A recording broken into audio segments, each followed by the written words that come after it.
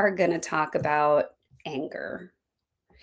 And anger is a really interesting emotion to me. As someone who spent a good deal of their childhood really frustrated, and I was called a demanding child. I think what were some other things that they would say? That I always get what I want because I was such a pain in the ass about it.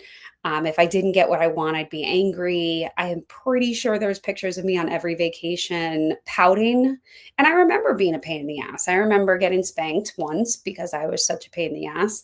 And those are perspectives, certainly. But as I went through therapy and then for myself, and as I dove into hypnosis and training and coaching and learning more and more tools, I really got to dig into this idea of anger, frustration.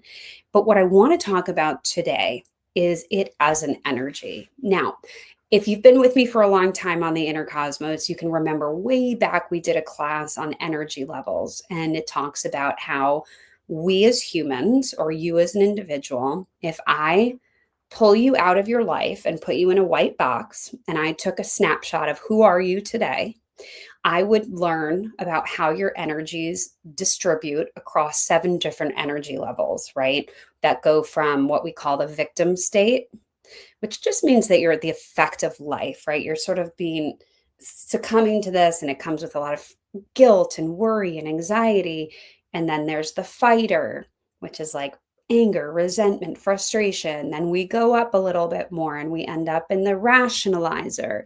Then there's the caregiver, the opportunist, the visionary, and the creator. And you're going to exist like a pie chart in different proportions throughout all of this, right? So if I take a snapshot of you with no stress, nothing, you're going to get a chart that shows you where your energy distributes. So for me, when they did it, I was predominantly level 4 with some level 5 and then level 3 and then scattered the rest of the places. Interestingly enough, though, when you take that person, me, and put me under stressful situations where I have a stress response or a trigger, I go mostly, all my energy drains into level 1 with a little bit of level 2, and then there's tiny bits up into the rest of the energy levels. So we have stress responses.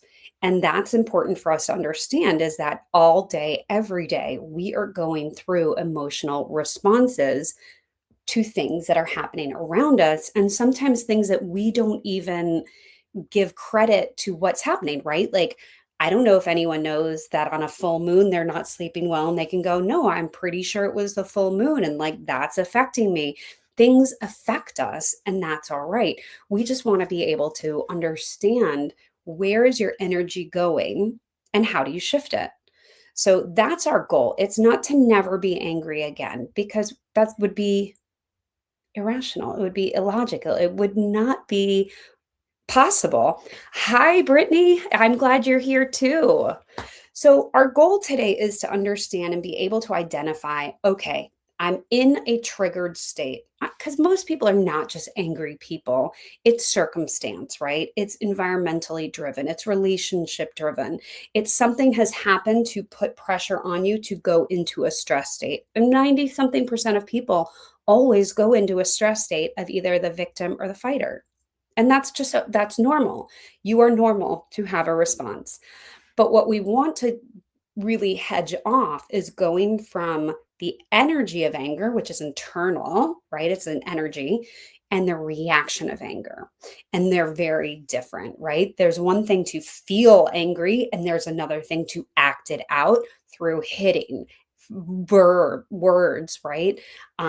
Self-harm, mutilation, all of that stuff, right? Or our anxieties, right? Coping mechanisms that come in, alcoholism, finger picking for me. Remember back in the day, I used to be a finger picker, really bad one. And so we want to understand what we can do in those moments. So that will be the end game. And again, it's not that we're never going to go there. You're going to get angry. It's just, how long do you go? How deep does it go? How long does it last? And what gets you out?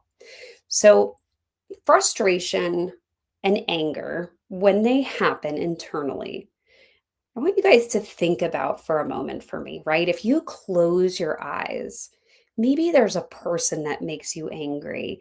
Sorry if I'm triggering anyone right now. A person or an experience that you've had that recently just like makes you angry, right? Like I get really angry about a certain president.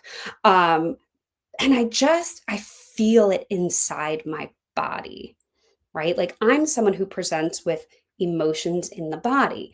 Some people, it's going to be visuals, like they see it clearly. But I want you to just recognize, what do you notice when you get angry? What is your internal experience? Because this is important. Because one of the things I want you to know, think of a car on a hill, right? Here's the hill. Woo! Steep hill. Sometimes it's a little not as steep. But when you put a car on a hill at the top, these are your emotions. When it starts to roll toward deep anger, you can stop the car, right? You can jump in front of it, you can push it back up the hill. But as soon as that car is gaining momentum, it is going to bowl you over and you're just going to have to ride it out. So we want to be able to jump in front of this car as you start to feel anger and your body talks to you. Listen, no reaction comes out of nowhere. There is always a buildup. Whether it's a long buildup or a relatively short one, there is a buildup, and those are the things that we want to become aware of. And so, where do you feel anger in your body? I get it like hot and tight here in my throat. And when we look at the throat from a body syndrome standpoint, the throat um, and the chest, we call it the crying syndrome. It's this inability to express yourself or make decisions, which is very true for me because I was always told to shove it down. Like, you're not allowed to be angry because if you're angry, you're going to push people away. So I create these coping mechanisms of pushing it down, shove it under the carpet. I watched my mother do that, right? It's like, don't say anything, it's fine. Like, I'll be fine, right? We know that language. It's fine means it's not fine. It's cool, like it's all good, but it's not. You're brooding inside. And when emotions can't come out, they get stuck in the body. And so these are the things we want to become aware of. And we don't want to keep shoving them down and down because remember that beach ball analogy we talk about? When you push a beach ball underwater, what happens? You become destabilized. You can jump on top of it, but that beach ball wants to come up out of the water. And so we want to allow it to come up versus being totally ejected and knocked off balance and off kilter. Because let's face it, the truth is any reactions taken out of anger typically lead to embarrassment down the line, right? Like, how many times have we all jumped to a conclusion, got really pissed at someone, and been like, totally misread that situation, or wow, I wish I could have done that better. And that's, again, we live, we learn, we grow up. Kids don't have these coping mechanisms. Adults, sometimes it takes us a while to get there, but these pause gaps are really important. The pause, the power of that pause. So one thing that I recognize is what's really interesting is when we get triggered, a lot of us are going to go into our stress state, right? We're going to either go into guilt and sadness and woe is me. I know when I used to fight it like there was something wrong with me, that being depressed was not okay. Whereas no, it's actually, there's depression and then there's being depressed. And the sadness is a real thing that you feel. And when you have an emotion, I want everyone to take away this other key fact. Emotions demand to be felt. And every energy level from the victim to the creator, wherever you are, there's a benefit to the emotion and a detriment, right? Because no one wants to be a victim. It's a low frequency energy, right? You can walk into a room and see people who are really sad, and it's sad. It brings you down, right? It brings out empathy and sympathy, brings caregivers forward to want to help and take care of you. But it needs to be felt. The benefit is that your emotions become very raw. There's a lot that can be understood from those places, but they're scary to go there because let's face it, those emotions were built from years and years of trauma and experiences that we've had. So it can be really hard to go back there, and no one really wants to go back there. But if we give ourselves permission to just sit in that ick for a little bit, it does get better. We learn emotional tolerance. Now, what's interesting is when you're in these low frequencies, in particular the victim state, there's very low action potential to jump up and get out and go do anything about it. The statement really becomes, why bother? I'm only going to lose. And if you hear this from other people, it's like, we want to fix them. We want to help. We know they can do these things, but they keep innately pushing away any suggestions. And that's because, right, how many times have you given your friend, it's like, well, you just need to forget about it or do this or do this. And they just don't want to hear it. They're not in that place yet. So when you're in the victim energy, it's really not about giving advice. It's not about fixing. It's just about listening and holding space for that person to have those emotions. Because remember, those emotions are very heavy and hard to sit with. And the more you can create a safe space, the more vulnerable they can be to get it off their chest, out of their head, into an open space where it can then be inspected. Because when we hold it inward, it's kind of like looking at a painting up close, like I can't see it. The more we can talk about it, they can subconsciously get there, understand it, raise awareness. And that's really important too. So now that's the victim state. And again, how long do you go there? How long does it last? I know I have a process. I'm going to feel really crummy. It could be a couple hours, it could be a day or two, but I need to process. And it's going to tell you what needs to be processed. Now, interestingly enough, the other portion of the population that goes toward anger first versus the stress response of victim, they get angry and like that's their primary resource, right? They get triggered and that's where they go. Now, it is the energy of anger is really powerful, right? Like how many times, I mean, you can see it, right? Like let's look at Love Island. Oh my gosh, are we talking about Love Island? Is anyone else watching this season? Because I am, and I watch it while I'm on the treadmill, and I'm just like, good Lord. But the energy of anger is very like you get emboldened with it. It's like I win, you lose. Like it, it's powerful. And the reason that it has energy is that it's all about you. It's a very high ego driven state. And ego doesn't have to be bad, right? It's just more focused on self. It's I win, right? That's the game. I'm playing a game. Brittany, I also love Love Island, like love Square Island. Um, so good this season. I feel like the last season wasn't great, and this one I'm here for it, girl. But when we feel that energy, the reason that the energy is helpful in a bounce up from the victim state is that you're more likely to take action with it. So a lot of times I can be working with clients and like all of a sudden I'll see this energy shift, right? They're going from here's what happened, here's blah, blah, blah. And you can see their like body language is sort of sulk, sullen, inward facing, faces looking down, eyes are looking down. And then all of a sudden you're going to see their trigger, right? It's like, and then they did this. And you can see the energy beginning to build. And it's kind of like the energy starts moving upward and outward. And you get to see the anger, the frustration, right? Because there's something they're not getting. And that's the key to what anger and frustration are. There is something that is not being understood, heard, or acknowledged that is desperate to be heard, right? And acknowledged. And funny enough, when we are in the anger state, we're not really listening to anybody else. That's why arguments, it's always best to like separate and then come back together in a calmer state because you're not hearing anyone because you're constantly in that I win, you lose, I'm going to prove a point. I'm going to, there's a power dynamic shift that happens and you need that power dynamic shift because your energy is coming up to take action, to win, to be heard. So when I work with clients, the interesting part of anger is I'm listening very directly, not necessarily just to what's being said, but to what they're not getting. It's like what I'm hearing you say is you actually really don't like your job. And it's frustrating you to the point where you recognize that there's nothing you can do to make it better.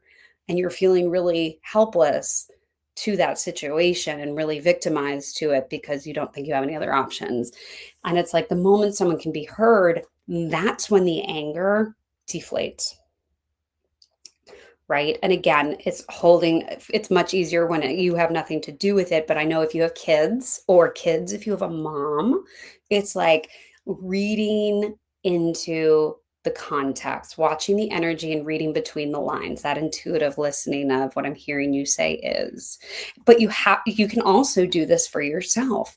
It's like when you're in these states, like, what is it that I'm angry about? Not why am I angry? Well, I don't know why I'm angry. I'm just angry. What am I angry about? What happened to lead up to me being angry, right?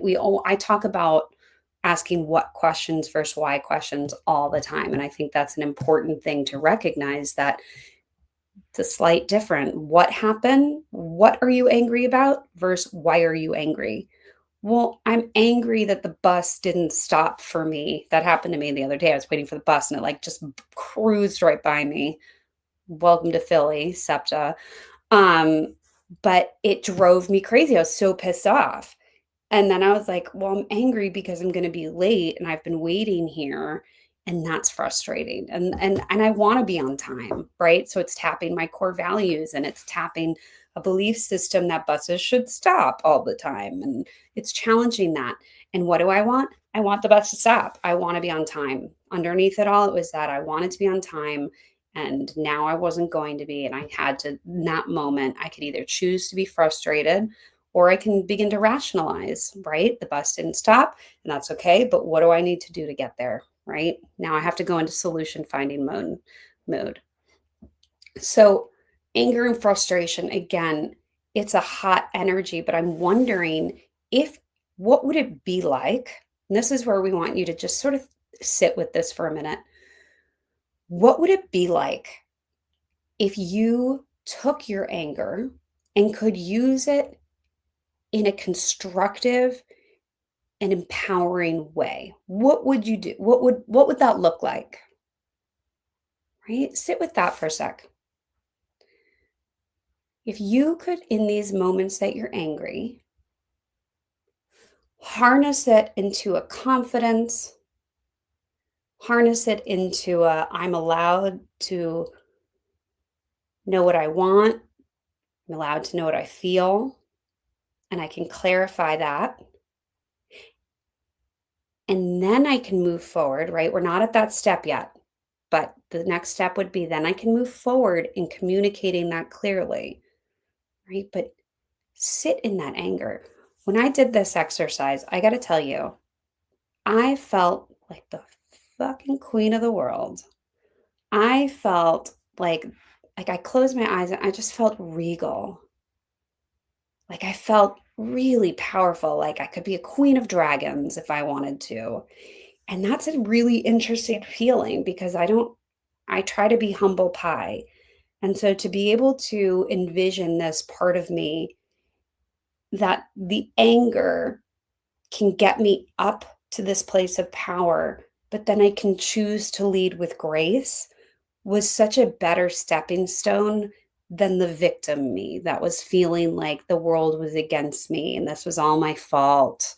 Um, that I have no choice in anything. It was so much more powerful. And so I'm curious what comes up for everybody. Just notice that, right? Because what we're going to do in the hypnosis session is we are going to visualize our angry self. And we're going to empower them not to take action, but to use that constructively in a powerful manner with poise and strength. And I think that's exciting. We're going to hear them. We're going to give you these crazy listening ears that you can hear what you need and what you want, and then how to get that. Because the art of communication is hard. Relationships are hard. They are work. It's just who's willing to do the work with you. So children are hard. Julie, I feel you. My 7-year-old can be very hard to talk to, especially when she's running off and you're like, turn the TV off, and 100 times over. And I just don't do it. Let's see. Brittany says, I feel like my anger always stems from sadness. That is very interesting and quite possibly true. So you're going to have your primary emotion and your secondary emotion, interestingly enough. So what can happen is there are patterns that will start. So you can either maybe start in sadness. Some people get really intolerant of being sad, where it's like, and you'll have to share with me, Brittany, a little bit more about what's going on. But a lot of times the pattern is like we crash into victim, something happens, we crash into victim state. We get sad, we get remorseful, we get all of these guilts and worries, and then we get angry because it's like, well, this isn't only my fault, or like, there's another side of the story that we start to inspect because when we go into those victim states, we sort of scoop everything together into this dark place and then we begin to inspect it. And we start to look at things going, all right, well, it has to be about me, right? Again, high ego state within the victim state has to be about me. What did I do wrong? Because if I did something wrong, I can fix it. And if I can fix it, I can create a coping mechanism so it doesn't happen again. But then you get frustrated, right? Then you get angry because there's another perspective that might come up. And like you really are angry about it. Again, you're going to start to hear what it is you want. And then because a lot of people, we've been told anger is not acceptable. I know I was taught that from a very young age. Anger is not acceptable. That's not how ladies act. Go to your room, constant, like that kind of stuff. My parents sound like, I make them sound like they're horrible humans. They're wonderful humans, but you're not allowed to be angry. So go to your room. So again, you're not allowed to be angry. And if you're not allowed to be angry because it pushes people away or it makes you unlovable, guess what you're going to do? You're going to avoid it and you're going to go back into your victim state. And then you're going to maybe even pop up to caregiver state to go, well, like if it feels so much better to go help other people and worry about other people's problem than deal with my own. So again, there's like these cycles, but there are better ways to come out of it. We want to stop you at the anger state before you dip back down or avoid it, to go, what is it I want? And now how do I communicate that clearly? So it can go that way. You can also go flip the other way around where you go from the anger state and then it's like, oh my God, I feel so terrible. I did that. Now I need to backpedal. And then it's like, I'm such a horrible person. Woe is me. All of that. I mean, listen, if we all have our history and we all have trauma and we all have experiences, and nobody's right or wrong. Again, anger is not good or bad unless it's a reaction, which can lead to, horrible, murders, all these terrible things. But again, we always have to look at like what was the intention behind it, because even acts taken out of aggression can sometimes come from a place of like deep love. Um, so, or were they taken from hate or insecurity or wherever? Again, intention is also like a really important part. It's like, what was my intention of yelling at my child then? What were they doing they that they weren't doing that I needed them to do and wanted them to do? Is that, and again, one more thing to think about is there's where I work with clients, I always have to understand, is what you're feeling rational, right? Someone walks up to you and trips you on the sidewalk or pulls a chair out from underneath you or does something really kooky. Is there a rational side to this? Yes, there is a rational side to someone pulling your chair out from underneath you when you're going to sit down. What is the irrational part? That is where we want to inspect. It is very rational to get up, yell at someone, be like, why would you do that? That's really disrespectful. I'm now hurt. But where's the irrational side come out? It maybe comes out because then you take the chair and you throw it at them or something. That is the irrational side to anger, the reactive side of it. And that's different for every person. We need to find where that irrational boundary is. How often does it happen? And if it's a problem, then we work through it. So I hope this is helpful, right? Because all energy feels different and everything is energy. So remember, in the course of a day, you're going to go through so many shifts and changes in your energy level. And I don't mean being tired. I literally mean your energetic state within your body and your mind, right? It's waking up and feeling gratitude and moving up into the higher levels and feeling like that anything is possible today, to walking down and spilling your coffee and feeling angry that you just spilled it on your couch, to then going, it's okay. Like, now I can wash my couch cushions. They needed my couch cushions maybe needed to be cleaned. So maybe there's a benefit here, right? We bounce up to the opportunist, and then you just get someone calls you and you just feel be filled with love because you're like, wow, you're thinking of me. I love that. And you're up here toward creator again. Then all of a sudden your kids like do something again. So you're always bouncing around. And the goal is not to not bounce around. Our goal is to say, where is your baseline right now? Who are you in this moment, in this time? And there is an assessment. If you ever want to do one with me, it's an assessment I can email to you, and we go over the assessment. It's going to give you a snapshot of who you are now, where the work is. And it'll go, okay, Alexandra, you predominantly are level 4, which was great for me when at the time, but it really also triggered me.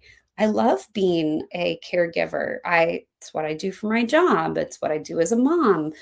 But caregivers, not high anabolic energy that builds you up because you're not in the picture. It doesn't matter what I want. And so that was a problem for me because I lacked boundaries in my life.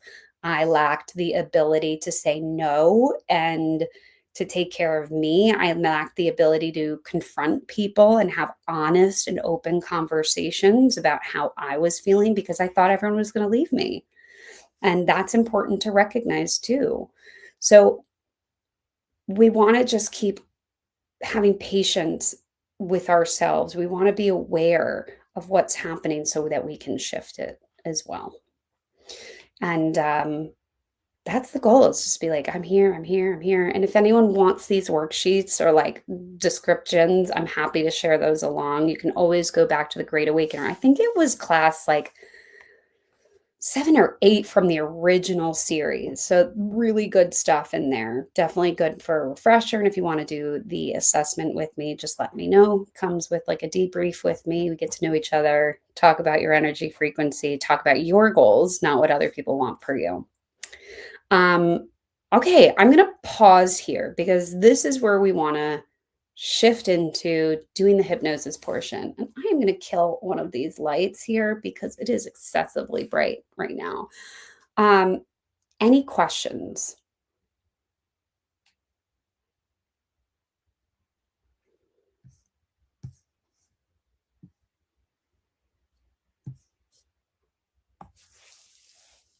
Y'all are too easy today. I love that. I'm just going to quickly look if I had a little thing here, but I don't think we need to go through how to shift it. Listening. We didn't go over that, did we? How do you shift someone else who's angry and frustrated? I can tell you this, don't tell them what they're doing wrong because they're not going to hear it and you're just going to trigger them more. It is acknowledgement. What I'm hearing you say is that you're really frustrated. What I'm hearing you say is this. And they're going to be like, yes, that's right. Or no, you've got it wrong. And they will correct you right away. And then what I always say is don't assume. One of the biggest things that I had to learn when I went through coaching training, and it has served me so well, and there's actually a whole chapter on this in my book, fix it. We want to fix. And it is a dangerous, dangerous skill that will only lead to disappointment. We cannot fix people, but we can ask the right questions and we can hold space for them to figure it out for themselves. And that's what we want to do. We just want to hold space. It's like, what's going on for you? Acknowledgement goes a long way. And that's how you get people out of the anger state. Again, and you can say this to your significant others too, or your people you work with, live with. It's like, what I need from you right now is to show up as my friend, and my friend shows up like this. This is what's beneficial. My husband and I, when we first started dating, I was very clear with him. It was, hey, I'm going to behave like this when I get angry or frustrated or sad. What I need from you in those moments is X, Y, and Z. And it becomes so much easier versus, oh, why don't you do this? Why don't you do that? It's like, I know how to work through these things once I process, but this is what I need. And I don't need you to do that part. Trust me that I can do the other part. So we have a very wonderful working relationship in that regard now, but it took communication and setting, each of us coming to the table with what we need in certain moments. Okay. Since nobody has any questions, comments, concerns, we are going to get into the hypnosis portion. So I'm going to invite you right now to just go ahead, get comfortable. I'm going to have another sip of water. And while you're getting comfortable, just make sure that there's nothing that needs your attention. You're not driving. If you are driving or operating machinery, doing anything that requires your attention or the attention of people around you, please turn this off and come back to it later when it is posted in the library because we wouldn't want you to be distracted from important things. All right, so get cozy, get comfy. I'm gonna let my hair down. We're gonna have some fun. Today's gonna be a little bit more of prompting you to have visuals, to really think through some images. And I want you to know that as you go through these images, if it's very hard to see it crystal clear and it just becomes more of a thought, let that be your experience. Don't worry about holding the images. Just let them come as they come, let them go as they go. All right, water time. And I don't know who else has this Owala water bottle, but it is now my favorite water bottle. And I've had Hydro Flasks, Yetis. It has both a straw and a pour spout. Fascinating. Okay. I'm going to invite each of you to take a nice, deep, cleansing breath. And I want you to become very curious and wonder about what does it feel like when your body becomes relaxed. Relaxation is a very interesting emotion in the body because it feels heavy. And I don't mean emotionally heavy, I just mean sensationally heavy. And when people begin to relax, they tend to feel it in their shoulders first. But maybe you feel it somewhere else. But wherever you feel it, I'd like you to allow that energy, that feeling to begin to build more and more.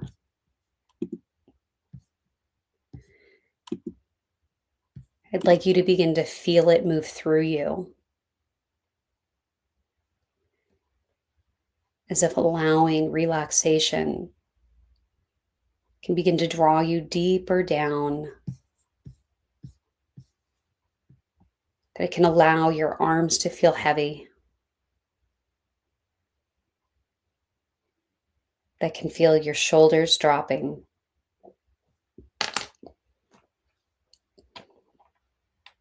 your stomach softening. And it's a wonderful reminder for your body that everything is okay. That in this moment, there's nowhere you need to go. There's nowhere you need to be. And there's nobody wanting or needing anything from you.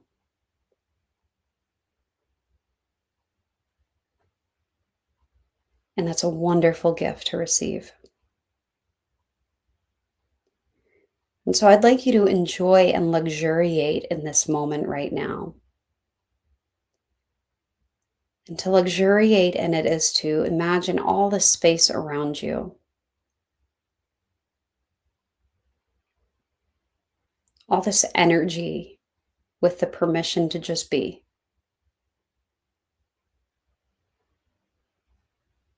And as you notice all the energy around you, this calm, twilighty darkness,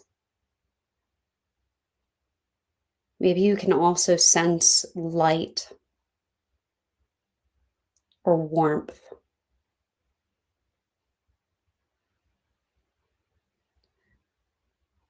I'd like you to become curious for a moment what it feels like to be in this dark, twilighty expanse, that space you can see behind your eyelids.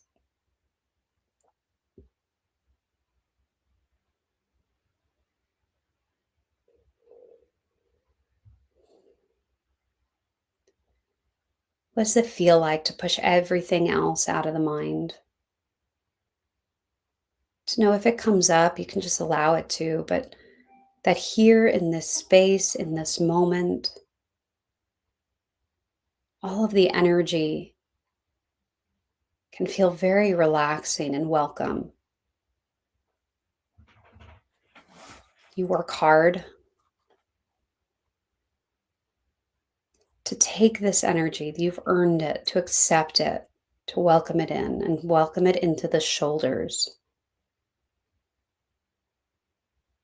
Feel the head begin to soften, the neck. And then we're going to do that really gentle breathing exercise that we do where the air, very gently, these are going to be soft breaths, move through the nose to the center of the forehead. And when they move to the center of the forehead, you're then going to blow that breath down and away into that twilighty darkness behind the eyelids. And as you blow it away, you're going to feel your body releasing tension, tightness.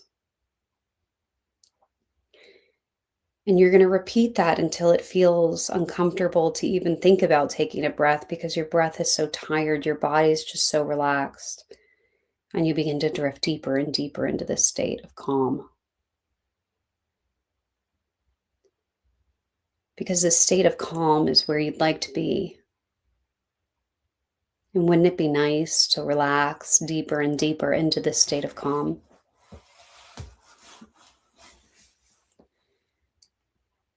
Now, as the body feels gravity and connects down with whatever it is you're sitting or laying on,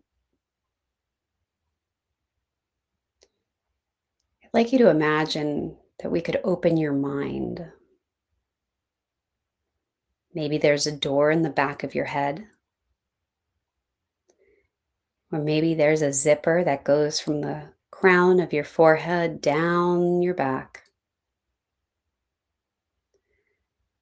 But however you experiencing, open the mind. And let's let the body rest and have all of your thoughts begin to lift and rise above you. Just begin to float upward. Let's move through a sea of calm, like moving through a soft mist of energy.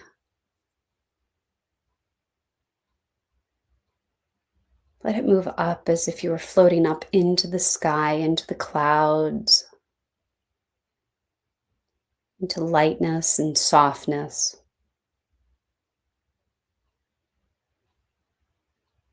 Moving higher and higher, brighter and brighter. Your energy just free.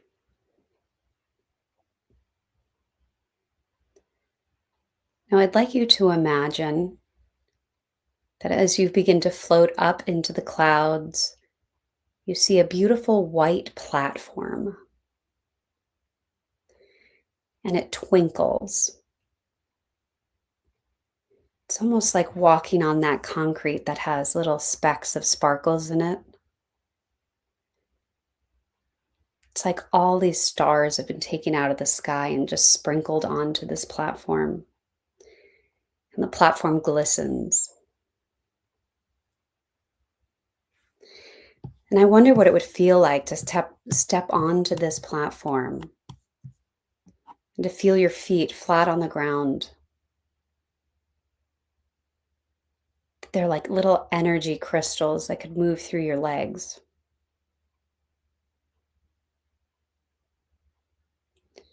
And as it moves through your legs, all the way up into the knees and the hips,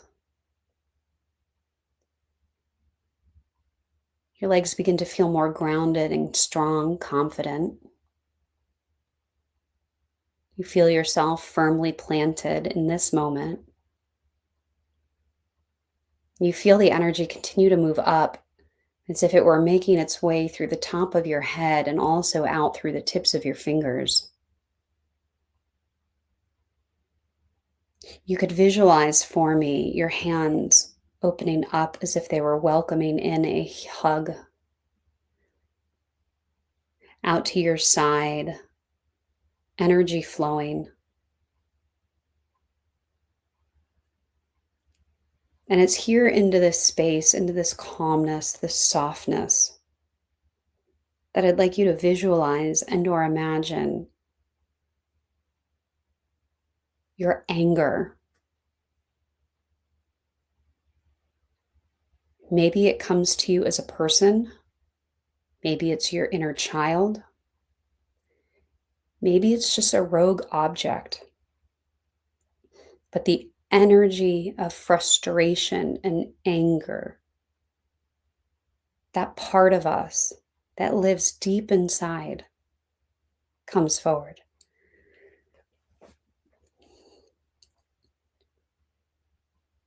And without any judgment, we hold a space for them.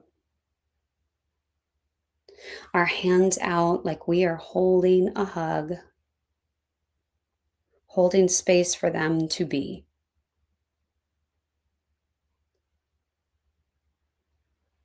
That they are allowed to have their experience of what they're feeling too without us engaging. And I'm wondering, when you watch anger with your adult and logical eyes, what do you see? How do they behave?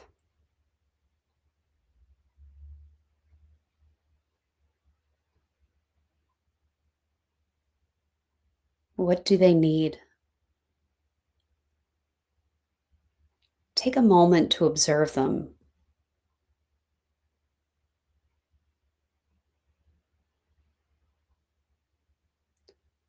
Watch them.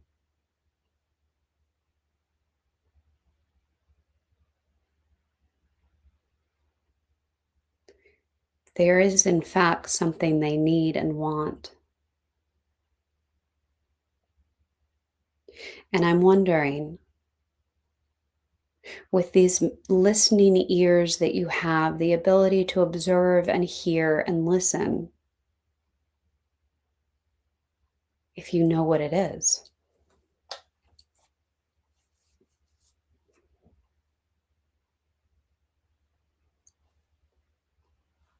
Now, I'd like you to acknowledge this part of you, this frustration, this anger.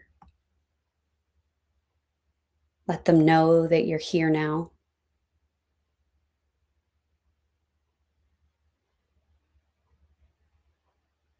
Let them know it's okay.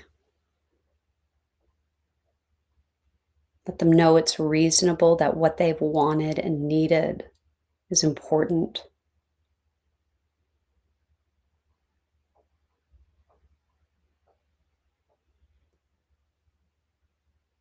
Watch your anger relax.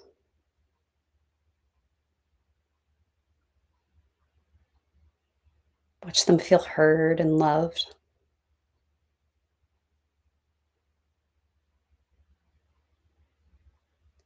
And this is where I'd like you to begin to envision that we can take their wants, their desires, take that energy, that power, and supercharge yourself.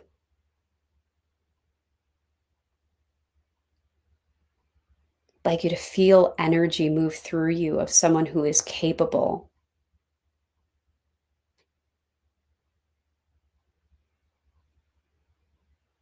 Someone who can problem solve.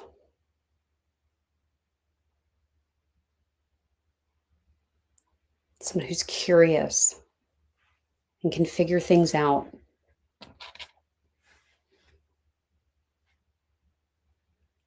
I'd like you to use this energy to create a protective layer around you, that you are safe in being able to ask for what you want, for what you need.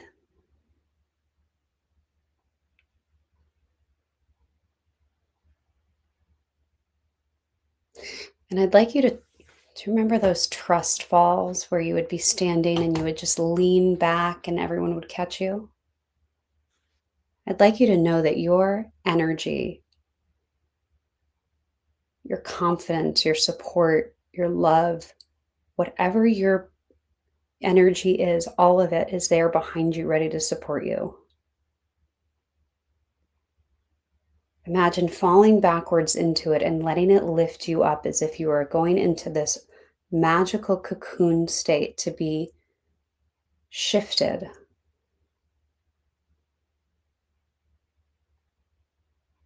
manifesting, transforming,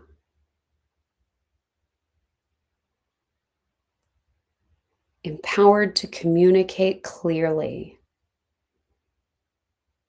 In this cocoon, a beautiful teal light soaks all the way through you.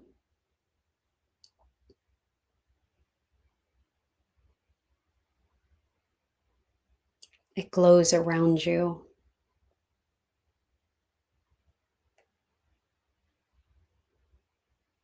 You are ready.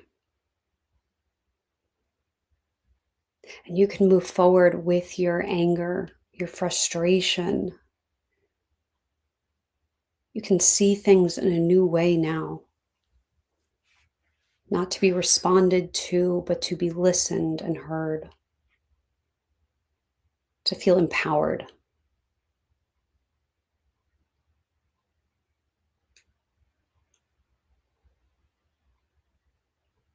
Now, in a moment, I'm going to bring you up and out of the hypnotic state, these light trance states, taking your awareness, taking all of this energy with you back down through the body from the top of the head or however you open the mind. We're going to just scoop it all together, bring it down and in, owning it, closing it up, sealing it tight, keeping it fresh and safe.